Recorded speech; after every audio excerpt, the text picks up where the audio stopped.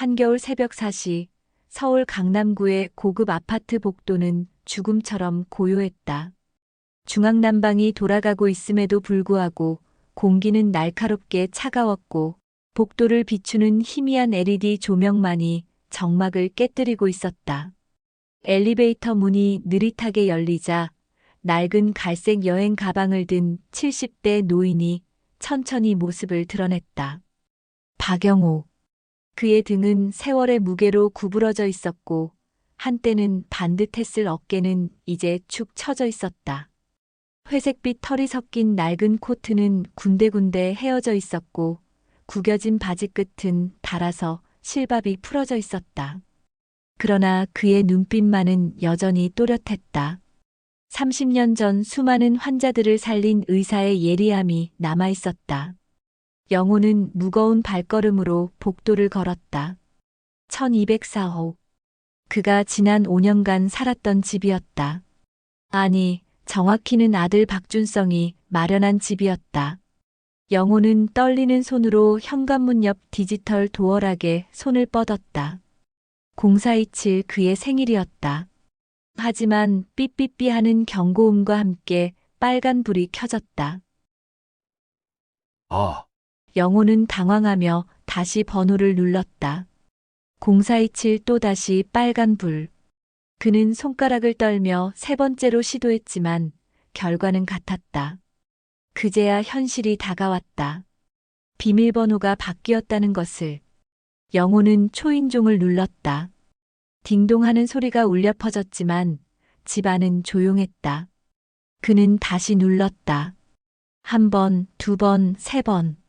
마침내 안에서 짜증스러운 목소리가 들려왔다. 누구세요? 며느리 윤선이의 목소리였다. 차갑고 날카로웠다. 영호는 목소리를 가다듬며 대답했다. 선희야, 나야, 아버지야. 잠시 정적이 흘렀다. 그리고 현관문 너머로 낮은 속삭임이 들려왔다.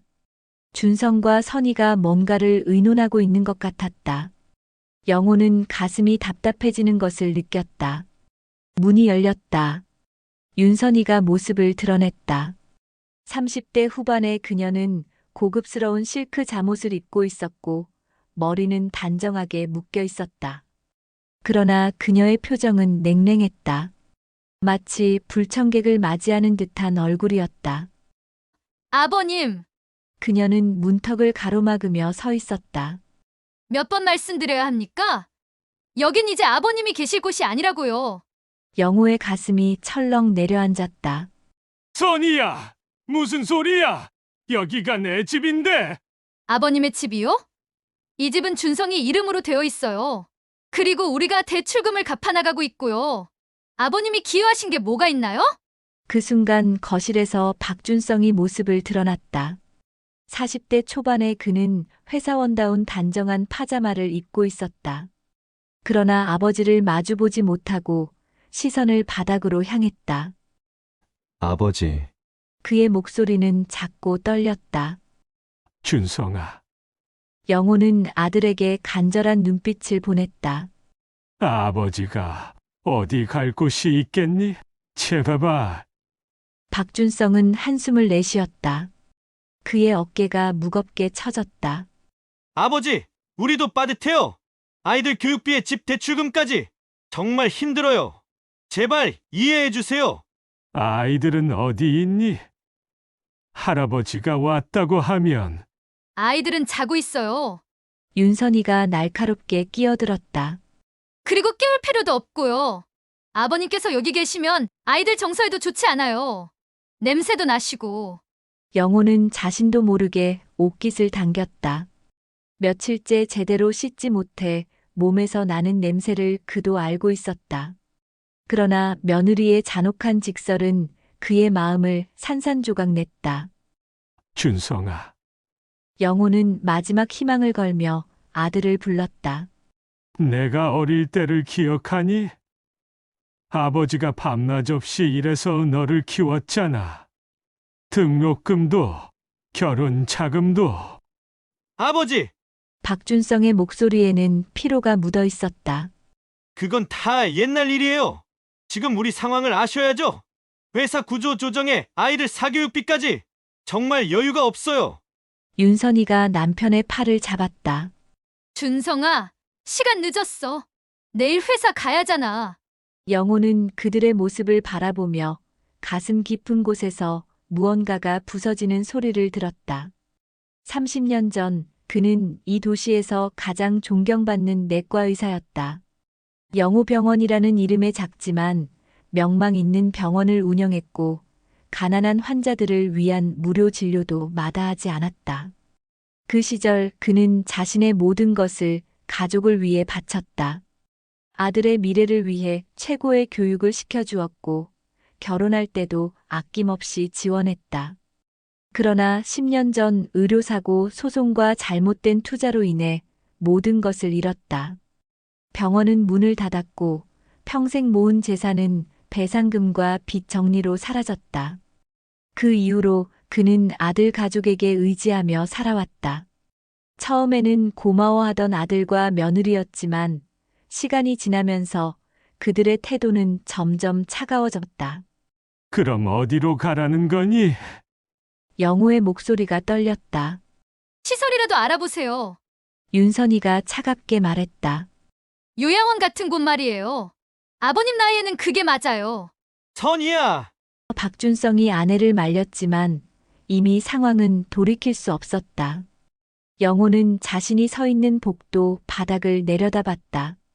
차가운 대리석이 그의 낡은 운동화 밑에서 냉기를 뿜어내고 있었다. 그는 천천히 고개를 들어 아들을 바라봤다.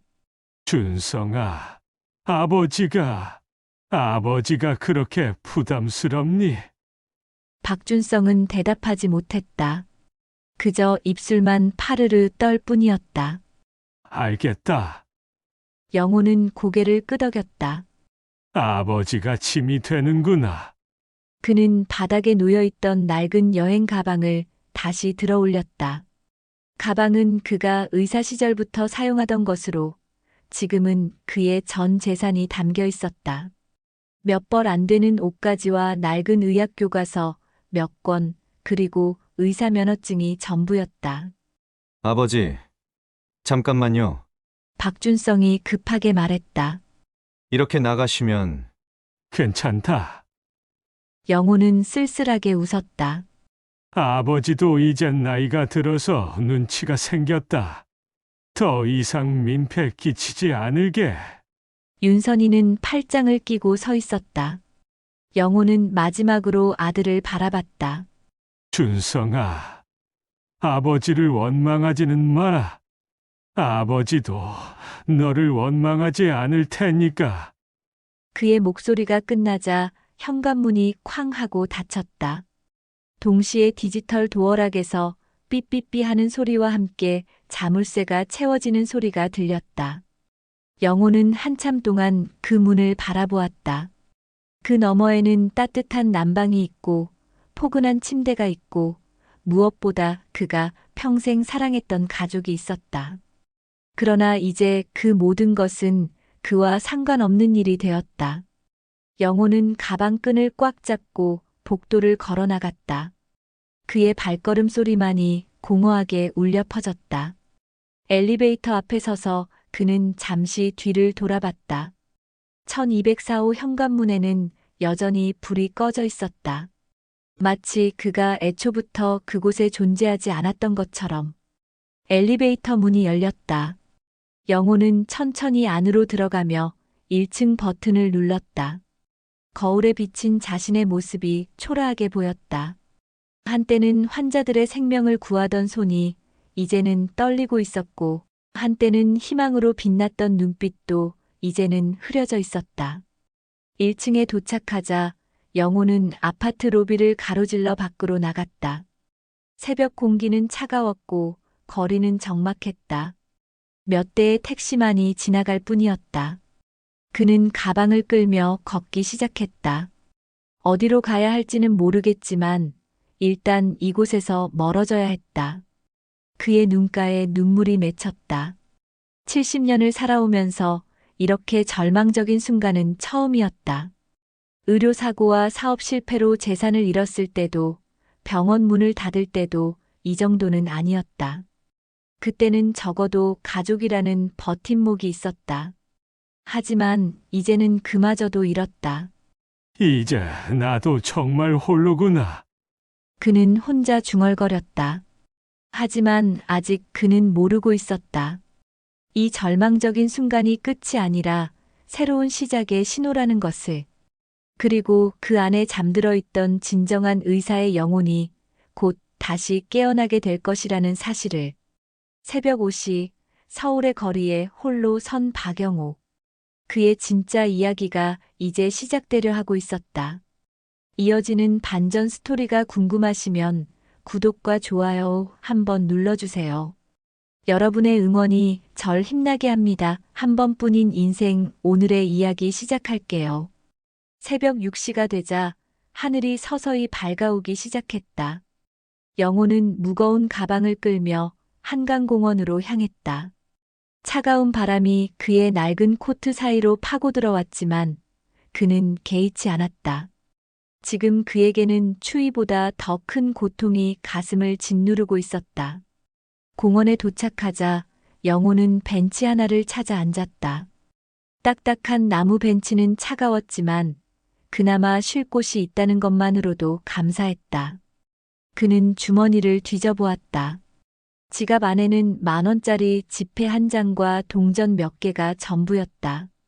총 13,000원. 그것이 그의 전 재산이었다. 이제 나도 노숙자인가? 그는 쓸쓸하게 중얼거렸다. 30년 전만 해도 그는 한 달에 수백만 원씩 벌어들이던 의사였다. 환자들은 그를 믿고 따랐고 동료 의사들도 그의 실력을 인정했다. 특히 내과 분야에서는 서울에서도 손에 꼽히는 명의였다. 그러나 지금 그는 10,000원 한 장을 붙잡고 절망하고 있었다. 해가 완전히 떠오르자 공원에 사람들이 하나둘 나타나기 시작했다. 조깅하는 사람들, 산책하는 노인들, 출근 준비를 위해 지나가는 직장인들. 그들은 모두 어디론가 갈 곳이 있어 보였다. 따뜻한 집이 있고 기다려주는 가족이 있고 해야 할 일이 있는 사람들이었다. 영호만이 유일하게 갈 곳이 없었다. 어르신, 괜찮으세요? 갑자기 누군가 그에게 말을 걸었다. 영호가 고개를 들어보니 60대 정도로 보이는 남자가 서 있었다. 그 역시 남루한 차림새였지만 얼굴에는 온화한 미소가 있었다. 손에는 편의점 비닐봉지를 들고 있었다. 네. 괜찮습니다. 영호는 당황하며 대답했다. 처음 뵙는 것 같은데 어제부터 여기 계셨어요? 그 남자는 영호 옆에 자연스럽게 앉았다. 저는 김철수라고 합니다. 이 근처에서, 벌써 3년째 지내고 있어요. 영호는 그제야 상황을 이해했다. 이 사람도 자신과 같은 처지였다. 노숙자였다. 저는 박영호입니다. 그는 작은 목소리로 대답했다. 김철수는 비닐봉지를 열어 찐빵 하나를 꺼냈다. 아직 따뜻해요. 편의점에서 갓 나온 거예요. 하나 드실래요? 영호는 사양하려 했지만 배에서 나는 꼬르륵 소리가 그의 자존심을 무너뜨렸다. 어제 저녁부터 아무것도 먹지 못했던 것이다. 고맙습니다. 그는 떨리는 손으로 찐빵을 받았다. 따뜻한 찐빵을 한 입 베어 무는 순간 영호의 눈에서 눈물이 흘러내렸다. 달콤한 팥소의 맛이 입안에 퍼졌다. 그런데 그보다 더 큰 것은 낯선 사람의 따뜻한 마음이었다. 가족에게서 받지 못한 온정을 전혀 모르는 사람에게서 받고 있다는 사실이 그를 더욱 슬프게 만들었다. 우시네요. 김철수가 조심스럽게 말했다. 처음엔 다 그래요. 저도 그랬어요. 어떻게 이렇게 되셨나요? 영호는 눈물을 닦으며 물었다. 김철수는 잠시 멀리 바라보며 말했다. 사업이 망했죠. 친구 보증을 잘못 써서. 그 다음엔 아내가 떠났고 아이들도 연락을 끊었어요. 뭐, 흔한 이야기예요. 그들은 잠시 말없이 앉아 있었다. 각자의 아픔을 간직한 채로. 그런데 영호 씨는 뭘 하셨던 분이에요? 손을 보니 육체 노동은 안 하셨을 것 같은데. 김철수가 영호의 손을 바라보며 말했다. 영호는 자신의 손을 내려다봤다. 비록 지금은 거칠어져 있지만 여전히 의사 시절의 흔적이 남아 있었다. 섬세하고 깔끔하게 다듬어진 손톱, 수술용 메스를 잡던 손가락에 굳은 살. 저는 의사였습니다. 영호는 작은 목소리로 말했다. 김철수의 눈이 커졌다. 의사요? 정말요? 아, 네. 내과 전문이었죠. 작은 병원을 운영했었어요. 영호의 목소리에는 과거에 대한 자부심과 현재에 대한 체념이 동시에 묻어 있었다. 하지만 이제는 다 옛날 이야기입니다. 와, 김철수는 감탄했다. 의사 선생님이 이런 곳에 세상 참 모르겠네요. 그때 멀리서 휘익 하는 소리가 들렸다. 첫 번째 시내버스가 지나가는 소리였다. 이제 정말 하루가 시작된 것이다. 영호 씨, 김철수가 진지하게 말했다. 여기서 지내려면 알아둘 게 많아요. 우선 화장실은 저쪽 공중 화장실을 이용하시고 씻는 건 새벽에 공원 수도를 이용하세요. 그리고 가장 중요한 건 김철수는 주변을 둘러본 후 목소리를 낮췄다. 경찰이 순찰 돌 때 조심하세요. 공원에서 자면 안 된다고 쫓아내거든요. 그러니까 밤에는 지하도나 수문의 시간 찜질방 같은 곳으로 피해야 해요.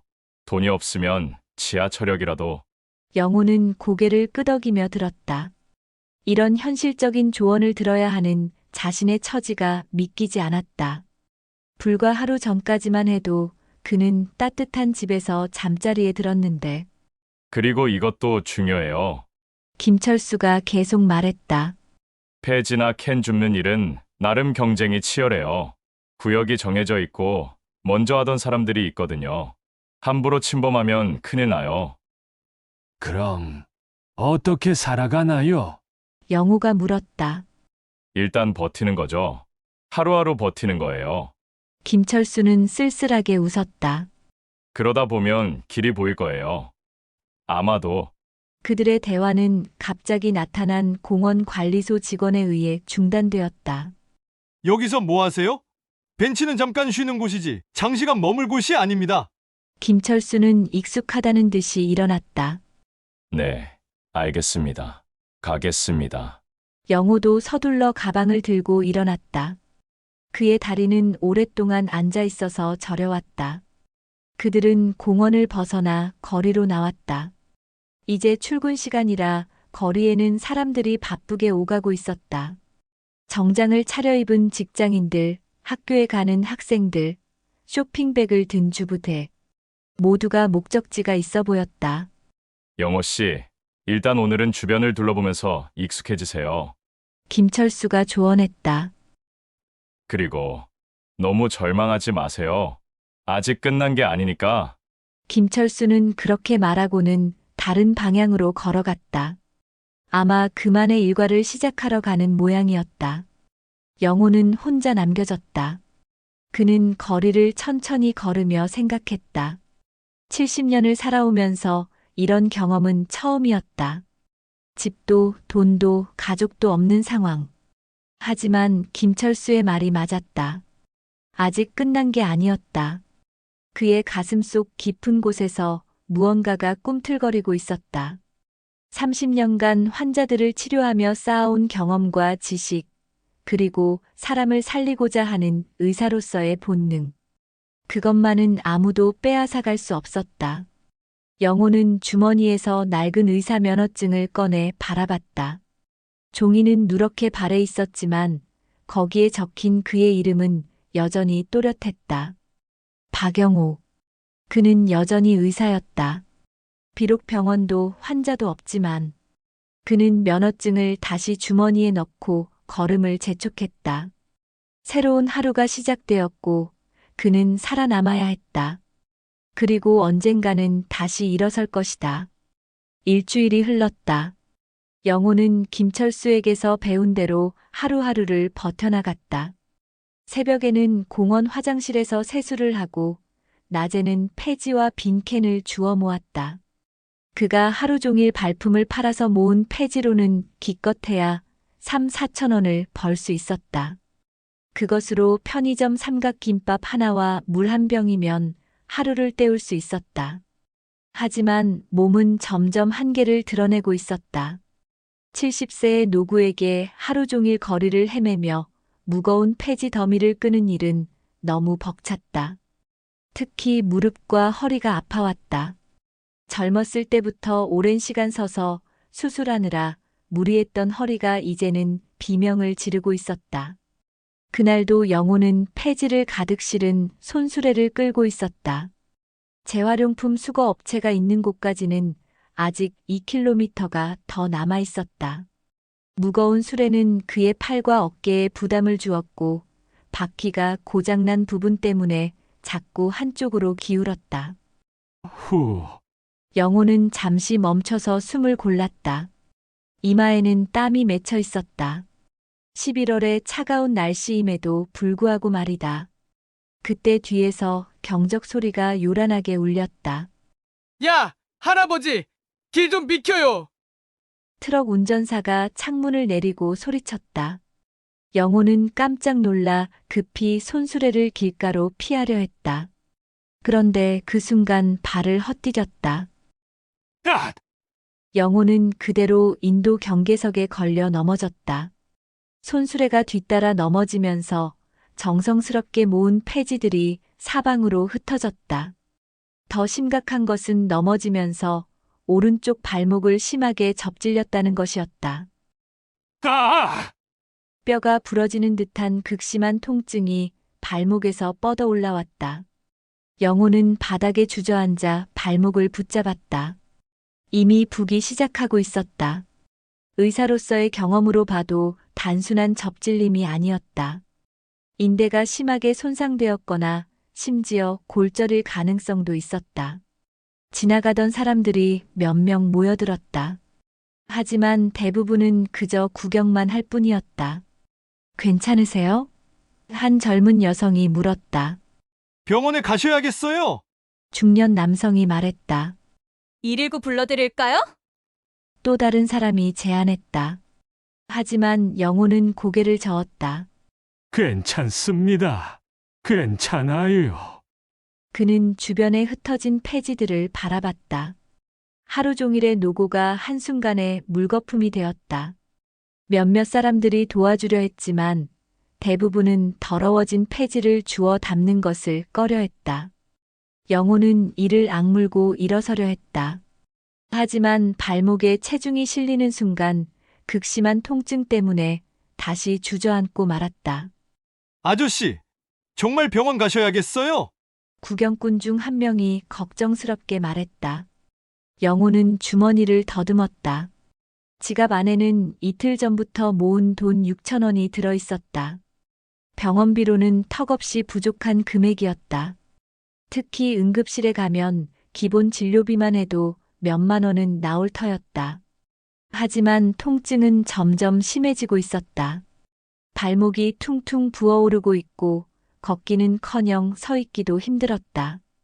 결국 영호는 근처 종합병원 응급실로 향해야 했다. 길에서 만난 한 시민이 택시를 불러주었다. 택시비도 아까웠지만 어쩔 수 없었다. 한강성심병원 응급실. 응급실은 각종 환자들로 붐비고 있었다. 교통사고 환자, 급성복통으로 온 환자, 고열에 시달리는 아이들. 영호는 접수 창구 앞에 서서 기다렸다. 발목 통증 때문에 한쪽 다리로만 서 있어야 했다. 다음 분. 접수 담당자가 무심하게 불렀다. 영호는 절뚝거리며 창구로 다가갔다. 어디가 아프세요? 발목을 접질렸습니다. 엑스레이 촬영이 필요할 것 같은데요. 영호의 차분한 설명에 접수 담당자는 잠시 그를 올려다봤다. 하지만 그의 남루한 차림새를 보고는 다시 무표정해졌다. 보험증 있으세요? 없습니다. 그럼 비급여로 진료받으셔야 해요. 일단 기본 진료비가 5만 원이고 엑스레이 촬영하면 추가로 10만 원 정도 나올 거예요. 선수금부터 내셔야 하는데 영호는 당황했다. 선수금이요. 네, 보험 없으시면 최소 15만 원은 미리 내셔야 해요. 접수 담당자는 기계적으로 설명했다. 영호는 주머니에서 지갑을 꺼냈다. 6천 원. 그것이 전부였다. 돈이 좀 부족한데 일단 진료라도 받고. 죄송해요. 선수금 없으시면 진료가 어려워요. 접수 담당자는 단호했다.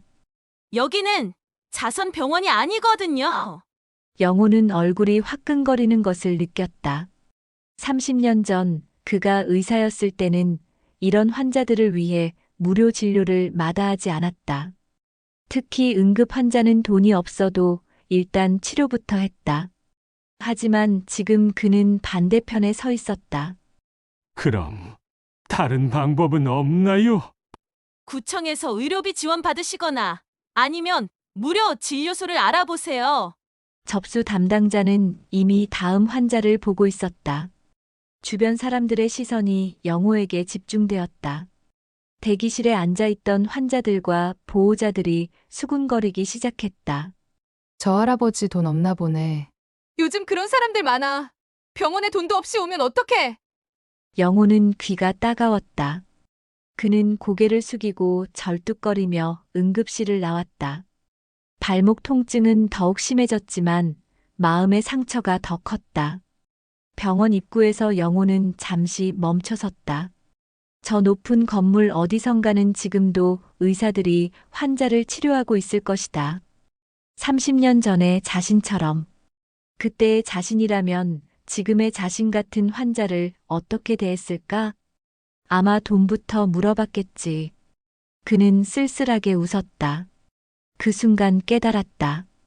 자신도 시스템의 일부였다는 것을.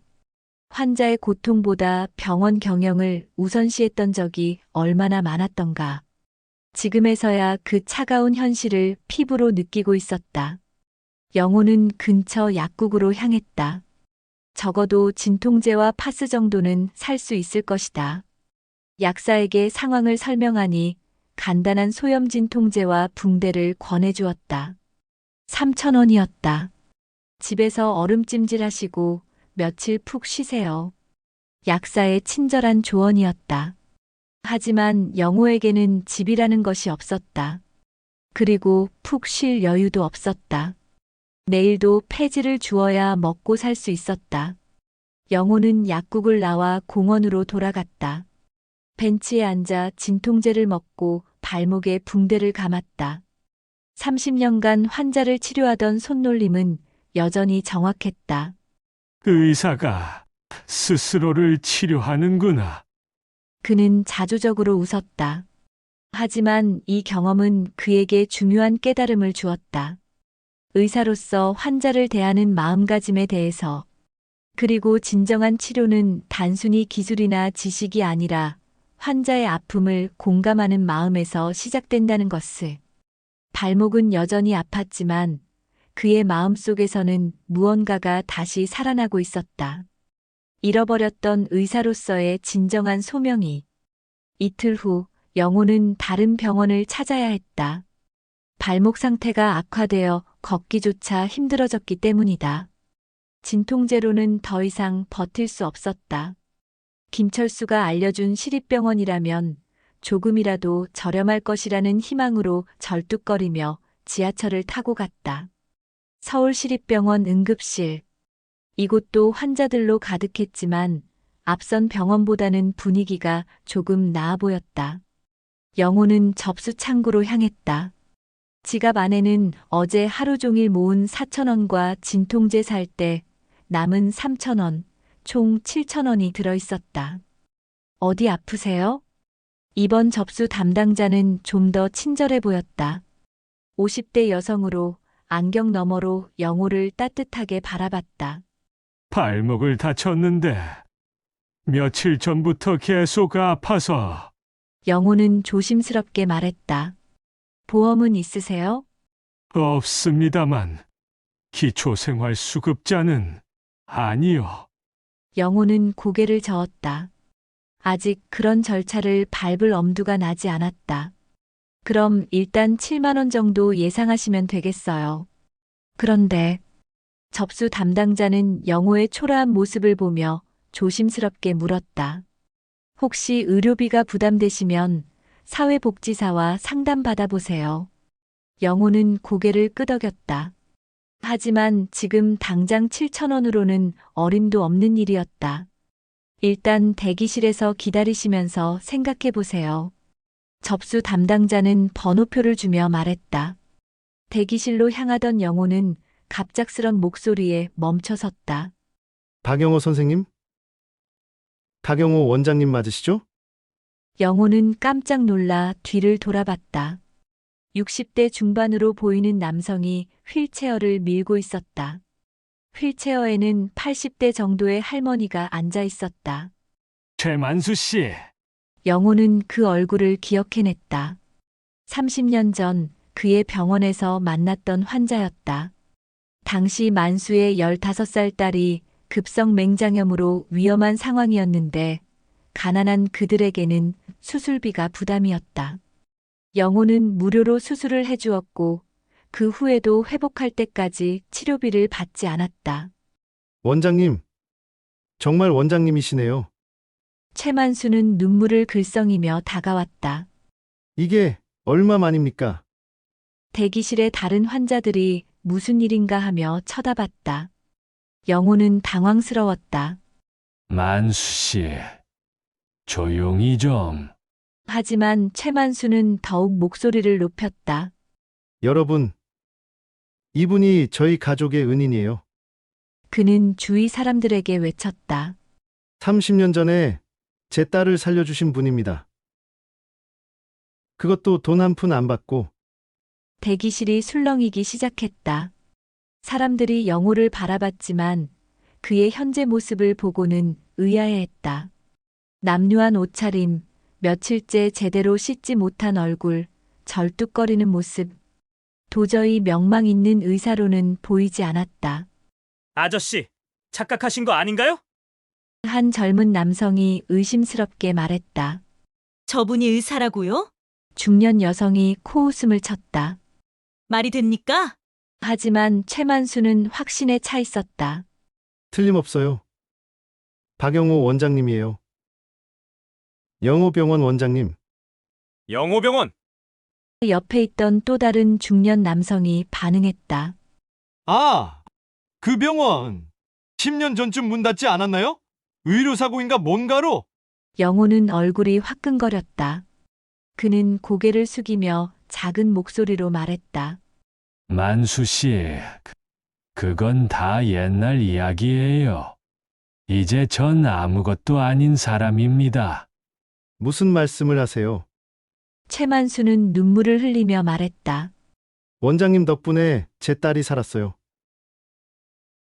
지금은 간호사가 되어서 이 병원에서 일하고 있습니다. 그때 간호사 한 명이 대기실로 들어왔다. 아버지, 할머니는 어떠세요? 검사 결과가. 그 간호사는 갑자기 영호를 보고 놀란 표정을 지었다. 아버지, 이분은. 미영아, 최만수가 딸을 불렀다. 이분이 박영호 원장님이야. 내가 어릴 때 수술해 주신. 최미영 간호사는 영호를 자세히 바라봤다. 30년의 세월이 흘렀지만 그녀는 어렴풋이 기억하고 있었다. 자신이 죽을 뻔했을 때 천사 같은 미소로 자신을 돌봐준 의사를. 선생님, 그녀의 목소리가 떨렸다. 정말 선생님이신가요? 영호는 고개를 끄덕였다. 그런데 이제는 원장님, 최미영이 갑자기 큰 소리로 외쳤다. 원장님이에요. 이분이 제 생명의 은인이에요. 이번에는 간호사가 증언하자 대기실의 분위기가 달라졌다. 사람들이 웅성거리기 시작했다. 정말 의사였나 보네. 그럼 왜 저런 모습으로? 세상 참 모르겠네. 영호는 더욱 위축되었다. 그는 조용히 자리를 벗어나려 했지만 최만수가 그의 팔을 붙잡았다. 원장님, 어떻게 이런 일이, 무슨 일이 있으셨나요? 최미영 간호사도 영호의 상태를 보고 걱정스러운 표정을 지었다. 선생님, 다치셨나요? 다리를 절뚝이시는데. 아, 이건 영호는 발목을 가리키며 말했다. 며칠 전에 넘어져서 그럼 빨리 진료를 받으셔야죠. 최미영이 재빨리 말했다. 제가 의사 선생님께 말씀드릴게요. 아니야, 괜찮다. 영호는 손사래를 쳤다. 돈도 없고 무슨 말씀을 하세요? 최만수가 격양되어 말했다. 원장님께서 저희에게 얼마나 큰 은혜를 베풀어 주셨는데, 미영아, 어서! 최미영 간호사는 망설이지 않고 의사를 불러왔다. 응급의학과 레지던트였다. 이분이 어떻게 되셨나요? 젊은 의사가 물었다. 발목 골절 의심 환자입니다. 최미영이 설명했다. 그런데 이분은 저희 가족의 은인이세요. 예전에 저를 살려주신. 알겠습니다. 일단 진료실로 모시겠습니다. 영호는 당황했다. 아니에요. 전 돈이 걱정하지 마세요.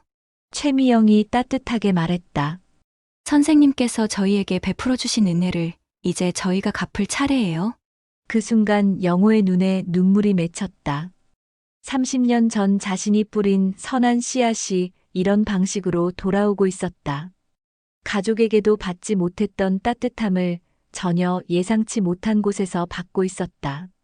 하지만 동시에 부끄러움도 컸다. 한때 존경받던 의사가 이런 신세가 되어 과거 환자의 도움을 받아야 한다는 현실이. 고맙습니다. 그는 작게 중얼거렸다. 정말 고맙습니다. 대기실 사람들은 여전히 그를 바라보고 있었다.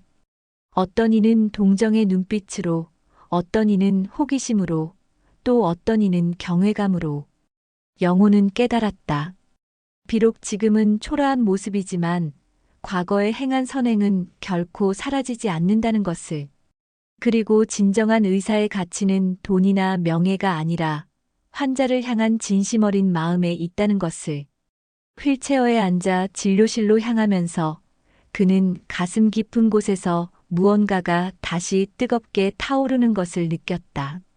그것은 오랫동안 잊고 있었던 의사로서의 자부심이었다.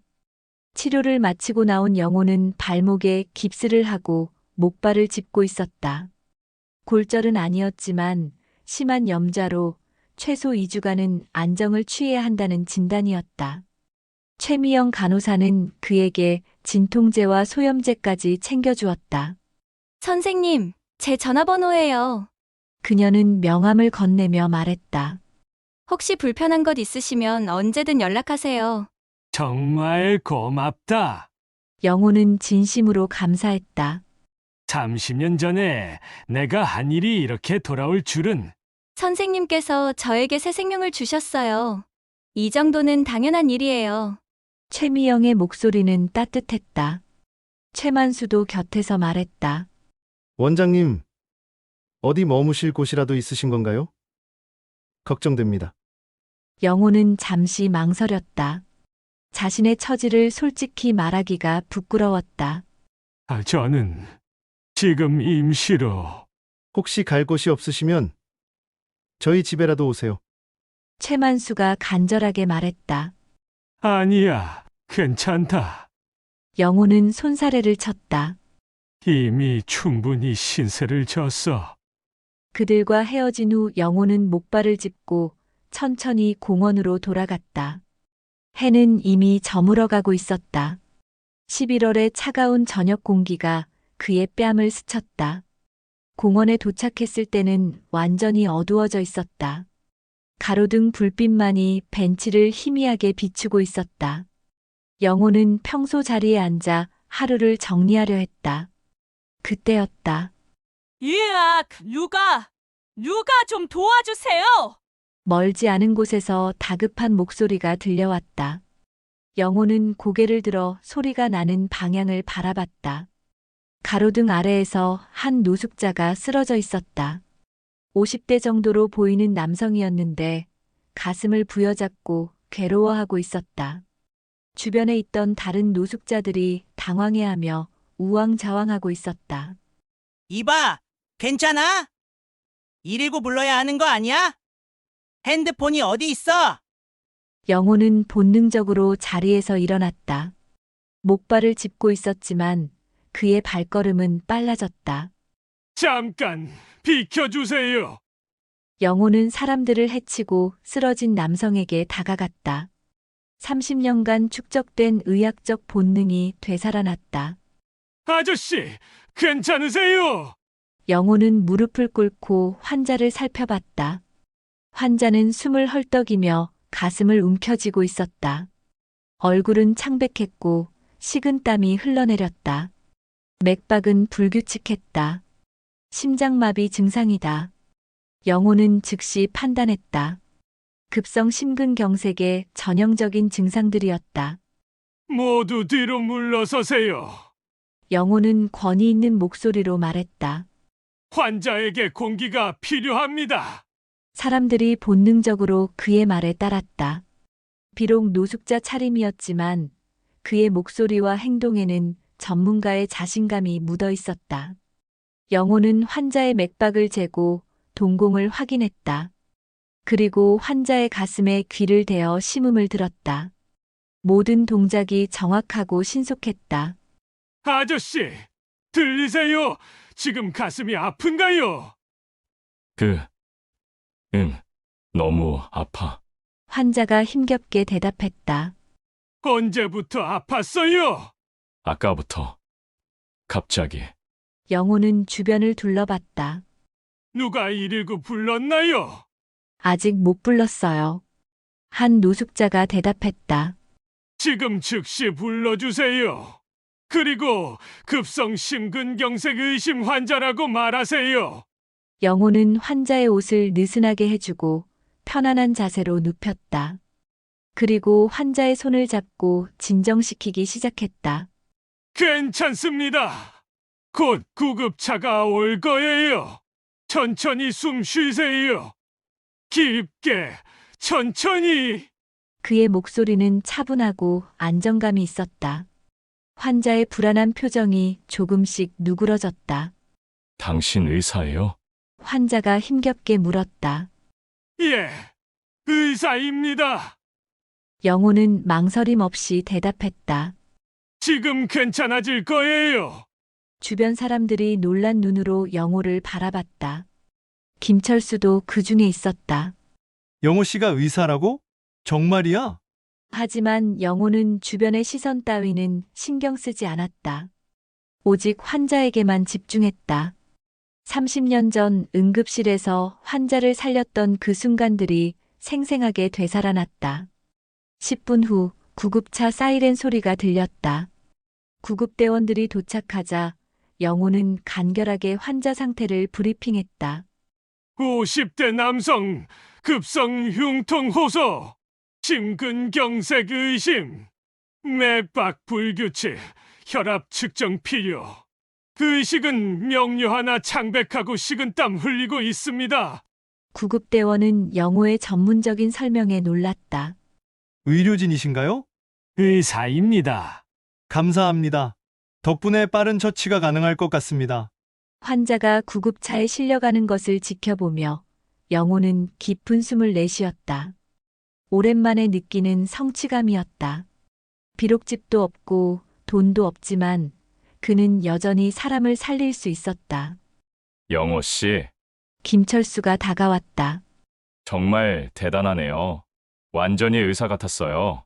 나는 의사야. 영호는 조용히 말했다. 비록 지금은 이런 모습이지만 다른 노숙자들도 하나둘 다가와 고마움을 표했다. 덕분에 목숨 구했네요. 정말 의사셨구나. 우리 중에 이런 분이 계셨다니. 영호는 그들을 바라보며 미소를 지었다. 30년 전 병원에서 환자들에게 받았던 그 감사의 마음을 다시 느끼고 있었다. 돈을 받지도 않았지만 오히려 더 값진 것을 얻었다.